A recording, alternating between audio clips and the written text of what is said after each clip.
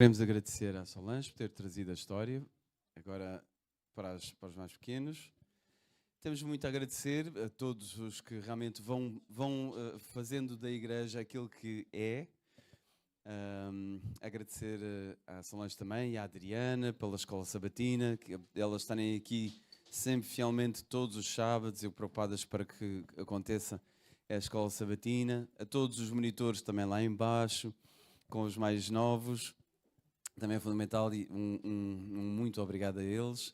Aos que estão na multimédia, aos que estão na recepção, a todos aqueles que se vão preocupando com todos os pormenores, é fundamental e importante.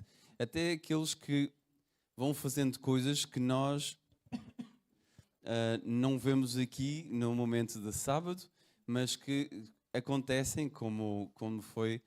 Não sei se já repararam, temos luzes novas a iluminar aqui esta parte.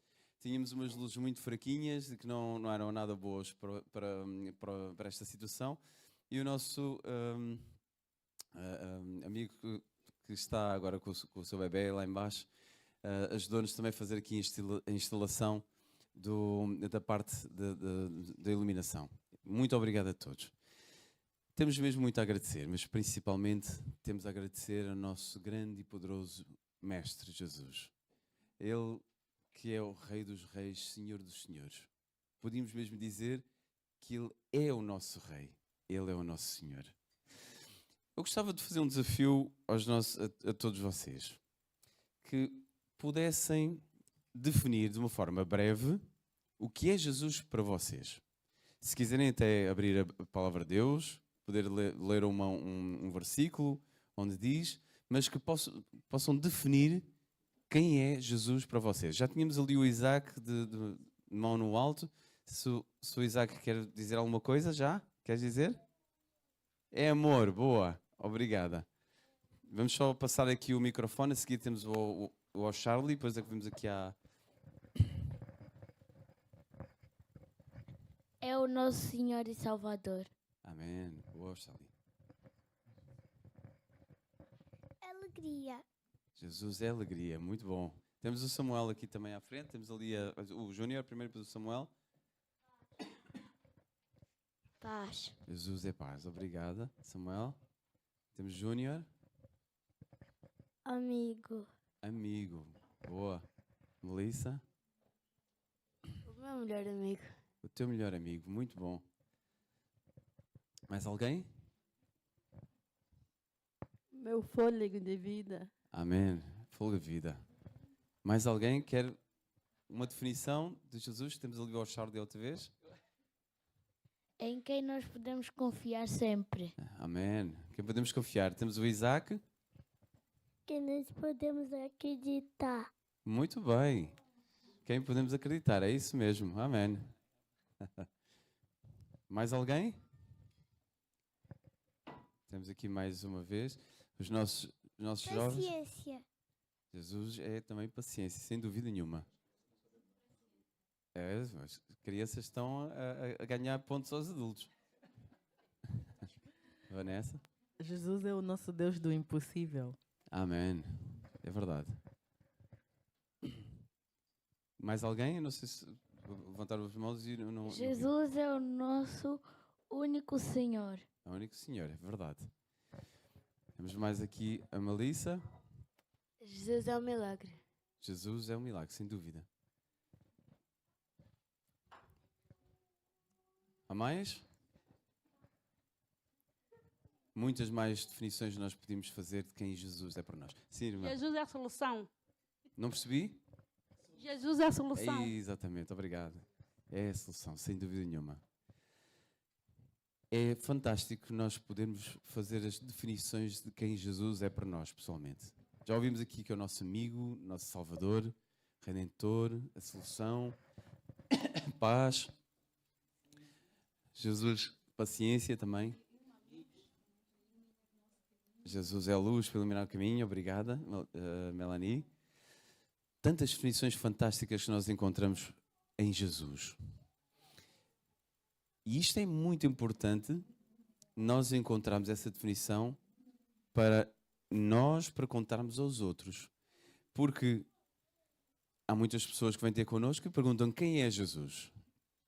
Quem é Ele? Para eu poder acreditar nele. Vocês já ouviram várias histórias aqui na Bíblia também sobre isto. Eu vi um documentário bastante interessante que é bastante elucidativo de quem realmente é Jesus, de quem ele pensava que ele dizia que era e quem os historiadores dizem que é. Eu ia pedir à Sara, se não se importava, de colocar este pequeno vídeo. Já o colocámos nos desbravadores, mas gostávamos de colocar novamente aqui para a igreja toda a ver e podermos perceber estas definições bastante interessantes. Mesmo tudo para trás. Por o som. Ever since the Christian movement began, followers of Jesus Christ have said he was God in human form. But what about Jesus himself? Who did he think he was? With the rise of textual criticism and the modern study of history, historians have developed tools to unlock this question. Today, Jesus of Nazareth is no longer just a figure in a stained glass window, but a real person of history whose life can be investigated historically. So let's examine the New Testament, not as inspired scripture, but as an ordinary collection of ancient documents. Let's apply to them the standard tests we would use with regard to any other ancient sources. When historians investigate the Jesus of history, what do they find? First, Jesus claimed to be the Messiah. The Jews of Jesus' day were waiting for a promised Messiah, a descendant of King David, a warrior king who would bring military victory and spiritual renewal to Israel. They were familiar with the prophet Zechariah's ancient words. Shout aloud, O daughter of Jerusalem, behold, your king is coming to you. Righteous and having salvation is he, humble and mounted on a donkey. Jesus' triumphal entry into Jerusalem on the back of a donkey, the final week of his life, is attested in independent sources, one of the most important criteria for the historicity of an event. In doing this, Jesus was deliberately and provocatively claiming that he was the promised Messiah, the King of Israel. Moreover, the plaque nailed to Jesus' cross stated the charge against him, in mockery of his messianic claims. The fact that later Christians did not use this derisive title for Jesus underscores its authenticity. For first-century Jews, the word Messiah was packed full of meaning. By assuming this title, Jesus was claiming all of this for himself. Jesus also claimed to be the Son of God. Jesus' consciousness of being God's Son in a unique sense comes to expression in his parable of the vineyard. This parable matches Jesus' teaching style and employs Jewish motifs typical of his day, such as Israel as a vineyard, God as a father, the religious leaders of that time as tenants, and God's prophets as servants sent to the tenants. Once there was a man who planted a vineyard. Before leaving the country, he leased it to tenants. At harvest time, he sent a servant to collect his share of the fruit of the vineyard, but the tenants beat him and sent him away empty-handed. So the owner sent more servants, but these too were beaten or killed. Finally, he sent his one and only son, saying, "Surely they'll respect my son." But those tenants said to one another, "This is the heir. Let's kill him, and the vineyard will be ours." So they killed the owner's son. What do we learn from this parable about Jesus' self-understanding? He thought of himself as the only Son of God, God's final messenger, distinct from all the prophets and even the heir of Israel itself. Third, Jesus claimed to be the Son of Man. This was Jesus' favourite self-designation, being used some 80 times in the Gospels. This has convinced the vast majority of New Testament historians that Jesus did, in fact, think of himself as the Son of Man. Notice, not just a Son of Man, but the Son of Man. Jesus was directing our attention to a vision described by the prophet Daniel. I saw in the night visions, and behold, with the clouds of heaven, there came one like a son of man. And he came to the Ancient of Days and was presented before him. And to him was given dominion and glory and a kingdom that all peoples, nations, and languages should serve him. At Jesus' trial, the Jewish high priest accused Jesus. Are you the Messiah, the Son of God? His answer left no room for doubt. I am. And you will see the Son of Man seated at the right hand of power and coming with the clouds of heaven. By applying all three of these titles to himself, Jesus was claiming in no uncertain terms that he was the very God his accusers worshipped. It's no surprise the Jewish court charged him with blasphemy and condemned him to death. But that's not all.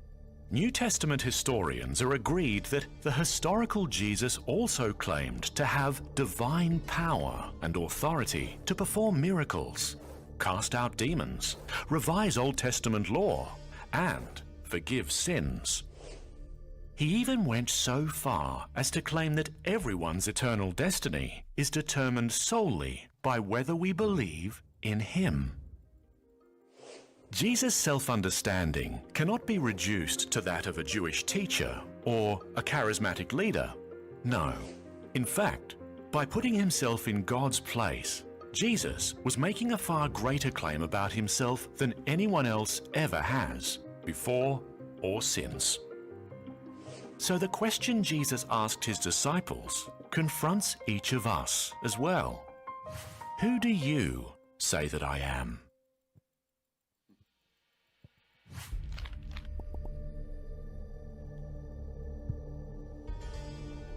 Esta foi uma das perguntas que Jesus perguntou aos discípulos. Lembram-se deste episódio? Ele perguntou: quem dizem que eu sou?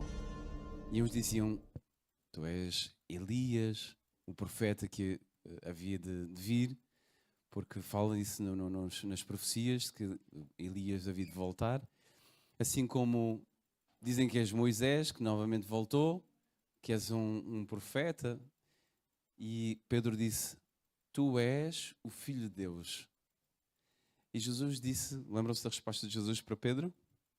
Não foi de ti próprio que veio esta informação. Foi do Espírito Santo. É o Espírito Santo que coloca essa convicção em cada um de nós. Quando nós fazemos essa pergunta para nós. Sim, sim.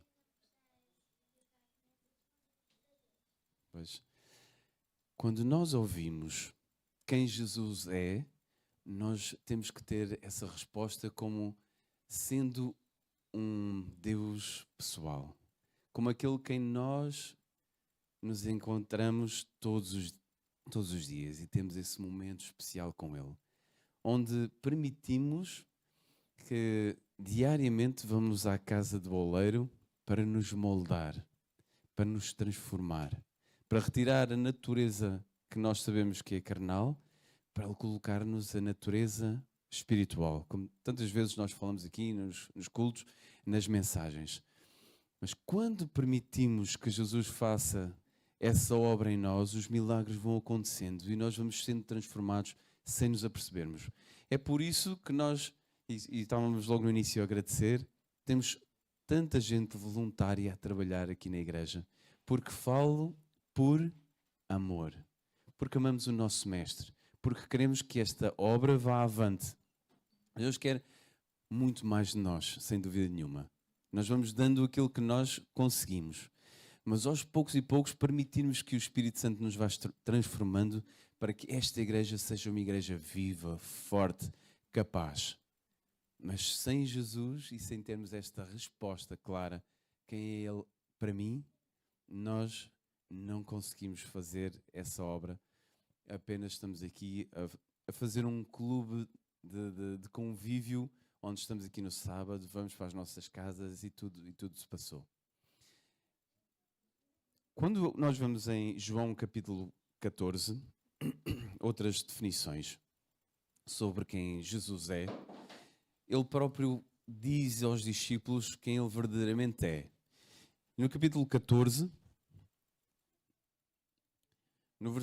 começamos logo no versículo 1, ele começa a acalmar os discípulos. Capítulo 14, versículo 1 de João.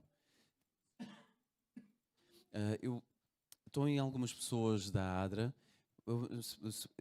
convidá-los a entrar e depois a seguir vamos lhes dar o alimento, para eles poderem se alimentar espiritualmente.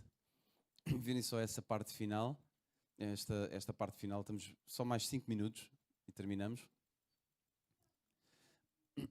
E diz assim, João capítulo 14, versículo 1. Que o vosso coração não se aflija. Creem em Deus, creiam também em mim. Primeiro Jesus acalma os discípulos. Não se aflijam. Tenham calma. Estejam tranquilos. Diz depois no versículo 2 e 3. Há muitas moradas onde vive meu Pai. E eu vou aprontá-las para a vossa chegada. Quando tudo estiver pronto, então virei para vos levar, para que possam estar sempre comigo onde eu estiver. Se assim não fosse, eu próprio vos teria dito claramente. Aliás, vocês sabem para onde eu vou e como se vai para lá. Mas Tomé interrompeu Jesus e disse, não, nós não sabemos para onde tu vais. Não fazemos a mínima ideia. E Jesus disse, esta é o ponto fundamental, que é a designação por excelência que Jesus quer de si próprio. Disse-lhe, eu sou o caminho, a verdade e a vida. Ninguém pode chegar ao Pai sem ser através de mim. Então, quando nós vemos que Jesus é o caminho, a verdade e a vida, nós estamos a perceber que só de uma maneira nós conseguimos perceber qual é o verdadeiro caminho, onde está a verdade e onde realmente nós encontramos vida. Eu gostava de passar mais um videozinho que vou pedir à Sara, se não se importa, está no YouTube. Eu coloquei no YouTube já pronto para passar, que é um excerto também de uma pregação que fala precisamente sobre este tema. E ele está tão bom e apresentado por uma senhora tão inspirada que não quis pegar a mensagem e ser eu a dizê-la, mas que realmente nós pudéssemos ver com a força realmente que ela trouxe esta mensagem, podermos perceber também um pouco do que é Jesus ser o caminho, a verdade e a vida. Então pedir à Sara, se não se importa, aí no YouTube. Olha o que ela revelou. Por que vocês ficam falando tanto que a gente tem que adorar a Deus, que a gente tem que cantar pra Deus, que a gente tem que amar Jesus, que a gente tem que viver tudo isso? Pra que tudo isso? Será que ele se sente confortável quando a gente canta? Será que ele gosta quando a gente ora? Ele precisa disso? Por causa da autoestima dele? Não sei. A ciência diz que nós precisamos de 4 elementos básicos, no mínimo, para sobreviver: água, luz, alimento e ar. Quem beber dessa água aqui, ó, vai voltar a ter sede outra vez. Porém, aquele que beber da água que eu lhe der, será uma fonte a jorrar para a vida eterna, e nunca mais terá sede. Jesus, ele não mostra um lugar onde tem água. Jesus não diz, ó, fulaninho, lá tem água. Eu não te dou água, eu não mostro onde tem água, eu não fabrico água, eu não te levo até a água. Eu sou a água da vida. Jesus então disse, eu sou a luz do mundo. Quem me segue nunca mais vai andar em trevas, mas vai ter a luz da vida. Jesus, ele não mostra um lugar onde tem luz, ele não fabrica luz, ele não diz aonde tem luz. Jesus é a própria luz. Eu sou o pão da vida. Aquele que vem a mim nunca mais terá fome, aquele que crê em mim nunca mais terá sede. Jesus não fabrica pão, ele não mostra onde tem pão, ele não diz para você, siga aquele caminho porque lá você vai encontrar pão. Ele diz, vinde a mim porque eu sou o pão da vida. Eu sou o caminho, a verdade, a vida. Formou o homem do pó da terra e ele soprou em suas narinas o fôlego de vida. A vida vem dele, a vida brota dele, ele é a própria vida. Por que ele pede o tempo todo, se arrependam? Por que ele pede o tempo todo, vem Deus? Simples. Se Jesus é a água, longe dele só existe sede. Se Jesus é a própria luz, longe dele só existe escuridão. E se Jesus é o alimento que sacia, longe dele só existe fome. E se ele é a vida, longe dele só existe morte. Que tipo de ser tem as características de morte, escuridão, fome e sede? Satanás. É ele que tem todas essas características. Você consegue entender plenamente por que Jesus suplica para o teu coração o tempo todo? Vinde a mim. Pare de se enganar com as coisas que o diabo oferece. Pare de ser levado para a escuridão. Pare de ser levado para a fome, para a sede de vida. Pare de ser levado para a morte. Para. Ele não precisa de você. Ele não precisa da sua música. Ele não precisa da sua oração. Ele não precisa de nada que é nosso. Quem precisa dele somos nós. Me siga para mais conteúdo como esse. Que Deus te abençoe. Sem dúvida nenhuma, Jesus é realmente a solução para cada um de nós. Longe dele, estamos longe daquilo que é verdadeiramente a vida, que é a verdadeira luz. E na palavra de Deus nós percebemos claramente isso. Por isso é que ele diz que o vosso coração não se aflija, porque quando cremos nele, cremos na verdadeira luz. Estamos-nos a aproximar do verdadeiro pão. Estamos-nos a aproximar de quem realmente nos pode dar a água da vida. Nós há bocadinho estávamos a perguntar por títulos de que realmente Jesus é. De quem é Jesus para nós? Este é um culto um bocadinho mais interativo. Eu estou a colocar muitas passagens, muitos videozinhos também para conseguirmos ter mais participação e ser mais forte. Gostava de vos trazer aqui também uma das pregações que foi das mais conhecidas a nível mundial, foi em 1970 e é conhecido como o meu rei. Quem é o meu rei? Que seja realmente esta também a nossa oração, porque isto foi uma pregação em forma de oração. Vou pedir à Sara se não se importa também colocar e terminamos assim a nossa mensagem. I wonder if you know him. Don't try to mislead me. Do you know my king? The Bible says he's a king of the Jews. He's a king of righteousness. He's a king of the ages. He's a king of heaven. He's a king of glory. He's a king of kings. And he is the Lord of lords. Now that's my king. Well, no barriers can hinder him from pouring out his blessing. No means of measure can define his limitless love. No far-seeing telescope can bring into visibility the coastline of his shoaly supply. Well, he's enduringly strong. He's eternally steadfast. He's immortally graceful. He's imperially powerful. And he's impartially merciful. That's my king. He's God's son. He's a sinner's savior. He's the centerpiece of civilization. He's unparalleled. He's unprecedented. He's preeminent. Well, he's the loftiest idea in literature. He's the fundamental doctrine of true theology. He's the miracle of the age. He's the superlative of everything good. He's the only one able to supply all of our needs simultaneously. He's available for the tempted and the tried. He sympathizes and he saves. He heals the sick. He cleanses the lepers. He forgives sinners. He delivers the captives. He defends the feeble. He blesses the young. He serves the unfortunate. He regards the aged. He rewards the diligent, and he beautifies the meek. Do you know him? Do you know my king?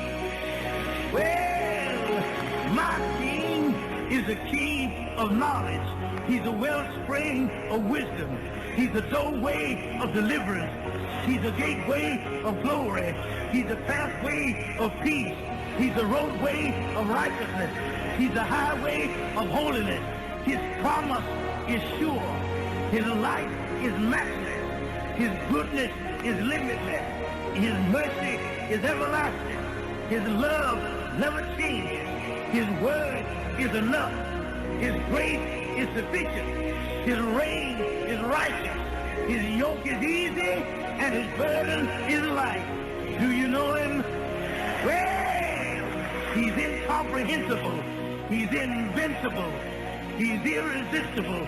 I'm trying to tell you, the heavens of heaven cannot contain him, let alone a man explaining him. You can't get him out of your mouth. You can't outlive him, and you can't live without him. Well, Pharisees couldn't stand him, but they found out they couldn't stop him. Pilate couldn't find any fault in him. The witnesses couldn't get their testimonies to agree. Herod couldn't kill him. Death couldn't handle him, and the grave couldn't hold him. That's my king. He always has been, and he always will be. I'm talking about he had no predecessor, and he'll have no successor. There was nobody before him, and there'll be nobody after him. You can't impeach him, and he's not going to resign. That's my king. Yeah! Do you know him? He's the master of the mighty. He's the captain of the conquerors. He's the head of the heroes. He's the leader of the legislators. He's the overseer of the overcomers. He's the governor of governors. He's the prince of princes. He's the king of kings. And he's the Lord of lords. That's my king. Yeah!